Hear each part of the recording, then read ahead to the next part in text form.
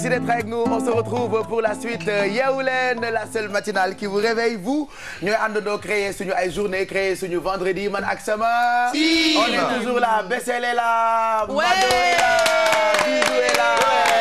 Ex est là. Alfie est là. Léa est là. Elle est là pour les infos.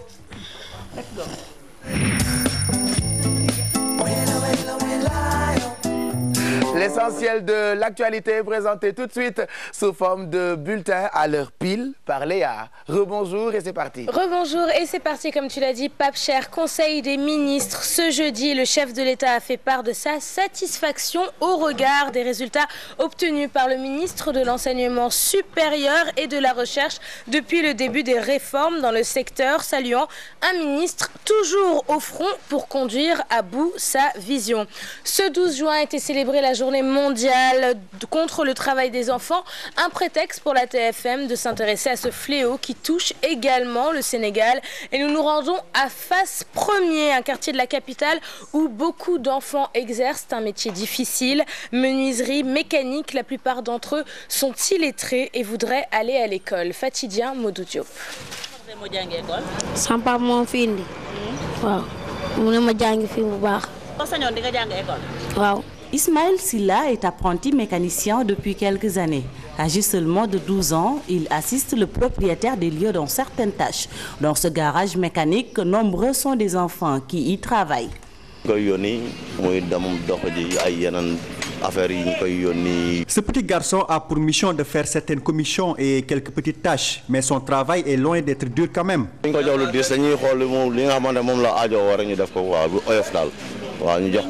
À quelques encablures de ce garage mécanique, l'atelier de Malik Sen. Pour cet ébéniste, la pauvreté peut être la source principale du travail des enfants.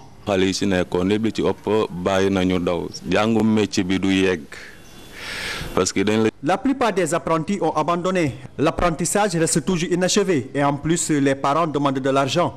Il y a un âge pour apprendre un métier et un autre pour aller à l'école. Et les enfants âgés de moins de 10 ans doivent aller à l'école.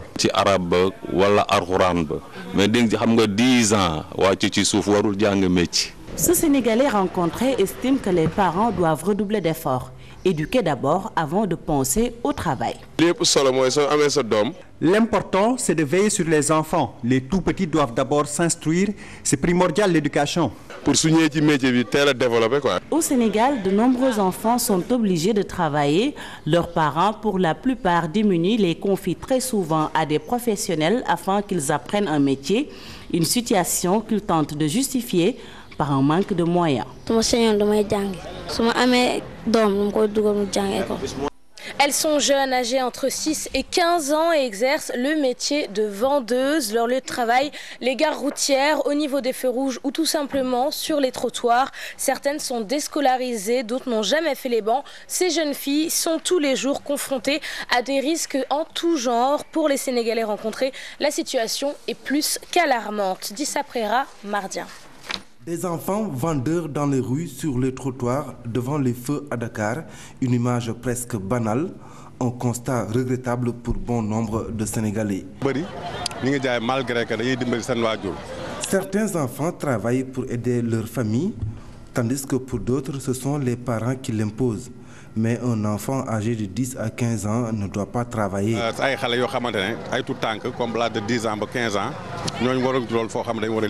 Ma pensée, c'est que c'est un peu tôt pour ces enfants. Mieux vaut aller étudier d'abord, ensuite venir, essayer de trouver quelque chose. Mais c'est un peu tôt d'anticiper, d'aller faire travailler les enfants. Ils vont perdre beaucoup d'éducation. Ici, on voit même des enfants de 5 ou de 6 ans qui vendent de l'eau pour leur mère. Les temps sont durs. Tous sont unanimes, la place de ces enfants, ce n'est pas la rue. Certains estiment même que ces petits sont exposés à toutes sortes de dangers. C'est-à-dire que là, les risques sont assez grands. Parce que là, déjà, un enfant qui traîne dans la rue, il est souvent susceptible d'être entraîné dans de mauvaises actions. Les enfants courent beaucoup de dangers. On entend parler souvent de sacrifices ou d'actes malsains. Cela est valable aussi bien chez les garçons que chez les filles.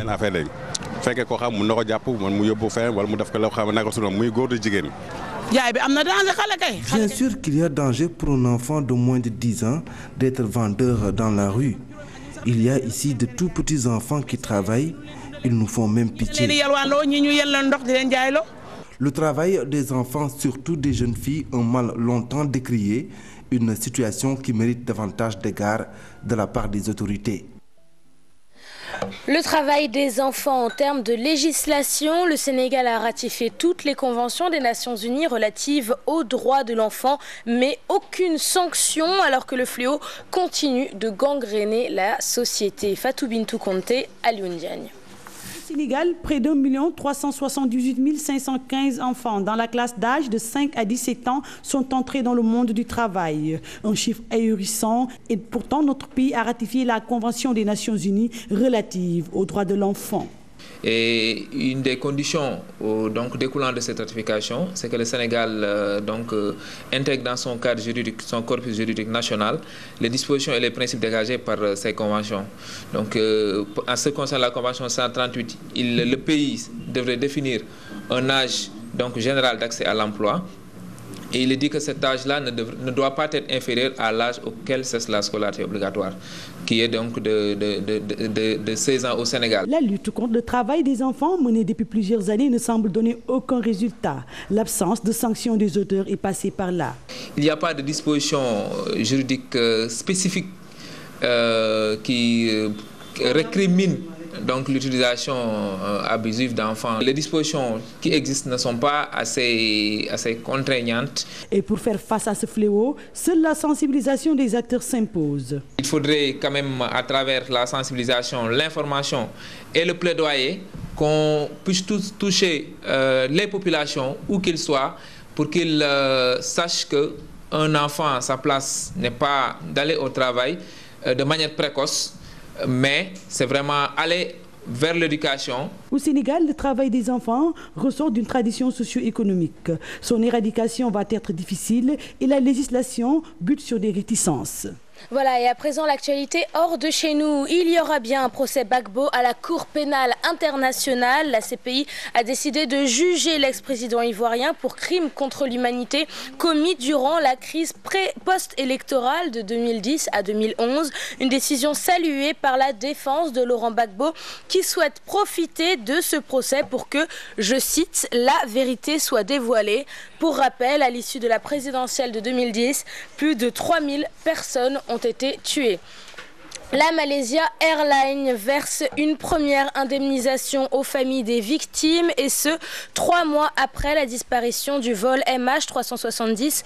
Une compensation de $50 000, un acompte qui ne concerne pour l'heure que 6 familles mais qui devrait rapidement s'étendre à l'ensemble des familles des 239 passagers disparus en mer. Voilà, ainsi se termine cette deuxième édition. Merci de l'avoir suivi.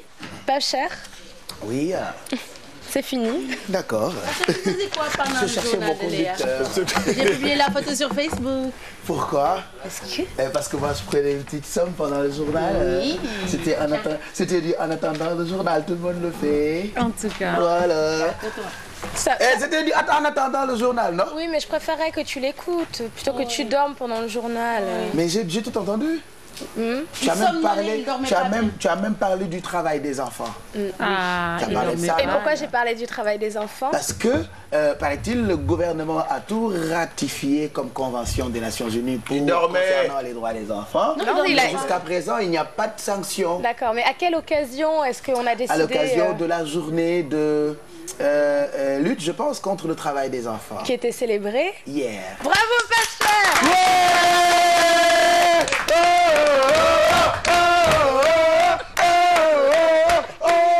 J'ai tout suivi alors, hein? Et j'ai suivi le journal en dormant. À tout à l'heure, Léa. À tout à l'heure, Léa. À tout à l'heure, Léa. À tout à l'heure, Léa. À tout à l'heure, Léa. À tout à l'heure, Léa.